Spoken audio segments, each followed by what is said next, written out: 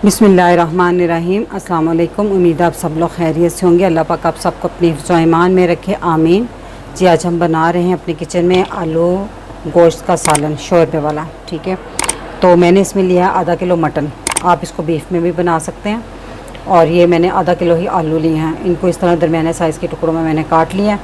और मैं जो आलू काटती हूँ ना, तो इसको मैं नमक वाले पानी में डिप करके रखती हूँ आधा घंटा पहले। और जब मैं इसको यूज़ करूँगी फिर इसको अच्छे से वॉश करके फिर यूज़ करूँगी। नमक वाले पानी में डिप करने से आलू काला भी नहीं होता, और दूसरा ये बहुत ज़बरदस्त फ्लेवर देता है सालन में। और 2 मीडियम साइज़ के मैंने मसलन के प्याज लिए थे, उनको बारीक बारीक काट लिया, थोड़ा बारीक ही काटिएगा। और 2 मीडियम साइज़ के टमाटर हैं, इनकी मैंने पेस्ट बना ली, आप काट कर भी डाल सकते हैं। और 1 टेबलस्पून भरकर मैंने लहसुन अदरक का पेस्ट लिया। हाफ़ कप से थोड़ा सा कम ये ना घी है, मेल्ट हुआ हुआ है। हाफ़ कप से कम मैंने थोड़ा सा घी लिया। और साबुत गर्म मसालों में मैंने लिया 1 तेज़पात का पत्ता, 2 छोटे छोटे टुकड़े हैं दालचीनी के, कह लें तो 1 इंच का टुकड़ा एक बनेगा ये। और 1 बड़ी इलायची और चंद दाने, ये 8-10 दाने काली मिर्च के हैं। ये हमारे गर्म मसाले हो गए।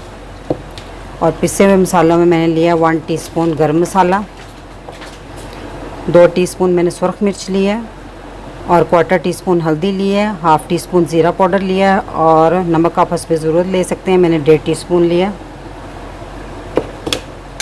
और 4 अदद साबुत मिर्चें ली हैं। और ये धनिया है, धनिया मैंने फ्रोज़न लिया, ईद के दिनों में मैंने इसको फ्रीज़ किया हुआ था, तो उसी को मैं यूज़ कर रही हूँ। तो अब हम शुरू करते हैं। जी तो मैं इसको प्रेशर कुकर में बना रही हूँ। तो मैंने सबसे पहले इसमें डालूँगी गोश्त, फिर इसमें मैं डाल दूँगी प्याज, टमाटर, गरम मसाले, और ये लहसुन अदरक का पेस्ट। गरम मसाला छोड़कर बाकी जो मैंने नमक मिर्च वगैरह ये डाल दूँगी सारी इसमें। और इसमें 1 कप डाल दूँगी पानी। तो अब हम इसको चूल्हे पर रख देंगे। तो प्रेशर को मैंने चूल्हे पर रख दिया था, इस टाइम तेज़ आंच है। और देखें इसमें उबाल आ गया, पानी में आप देख रहे होंगे बबल बन रहे हैं। ठीक है, तो इसको एक दफ़ा अच्छे से मिक्स कर लें।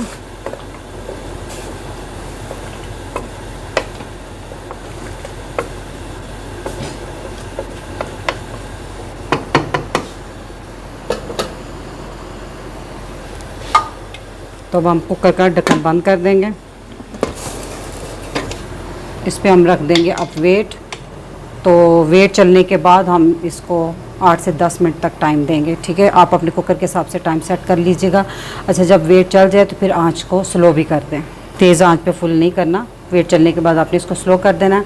और अगर आप कुकर में पकाना नहीं चाहते, मसलन नॉर्मल हंडिया वगैरह में हम पकाना चाहते हैं, तो फिर आप थोड़ा पानी ज़्यादा डालकर तो दरमियानी आंच पर उसको 1 घंटे के लिए पका लें।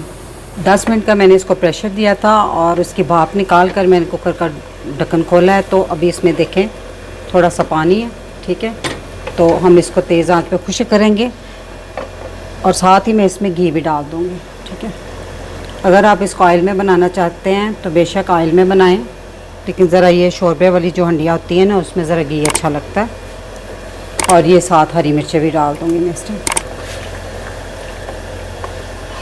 तो अब हम इसको तेज़ आंच पे इसका पानी भी खुश्क करेंगे, और साथ इसको भून भी लेंगे, और मसाला जो इसमें वो मिक्स हो जाएगा। जी तो मैंने गोश्त को अच्छे से भून लिया, इसका पानी सारा खुश्क हो गया। अब देखें ऑयल ऊपर आ गया, आप देख रहे होंगे। और ये जो मोटा मोटा गरम मसाला है जो आपको नज़र आ रहा है, अब बेशक इस पॉइंट पे इसको निकाल दें। ठीक है, अब इसमें हम डाल देंगे आलू। आलूओं को मैंने अच्छे से वॉश कर लिया, नमक वाला पानी सारा निकाल दिया, और इसको अच्छे से धोकर फिर मैंने इसमें डालना है। और इसको 1-2 मिनट तक इसमें मसाले के साथ भून लें। थोड़ा सा भूनने के बाद अब हम इसमें पानी डाल देंगे हस्बे ज़रूरत। जितना आपको शोरबा चाहिए उस हिसाब से आप पानी डाल लें। मैं इसमें 1/2 लीटर पानी डाल रही हूँ।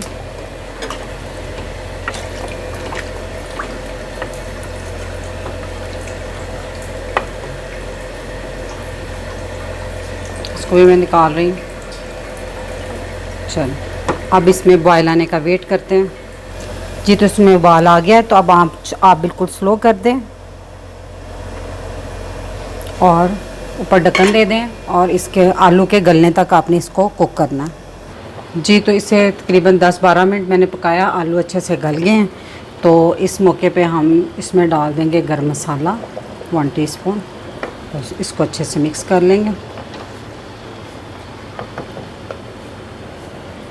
और इसमें मैं डाल दूंगी धनिया,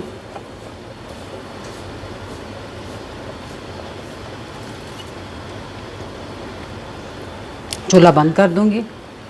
तो मेरी अगर आपको ये रेसिपी अच्छी लगी तो मेरी वीडियो को लाइक और फैमिली मेम्बर और फ्रेंड्स के साथ इसको शेयर कीजिएगा और मेरे चैनल को सब्सक्राइब कीजिएगा। अब इजाज़त चाहूँगी, अल्लाह पाक आप सबको खुश रखे और मुझे अपनी दुआओं में याद रखिएगा। अल्लाह हाफिज़।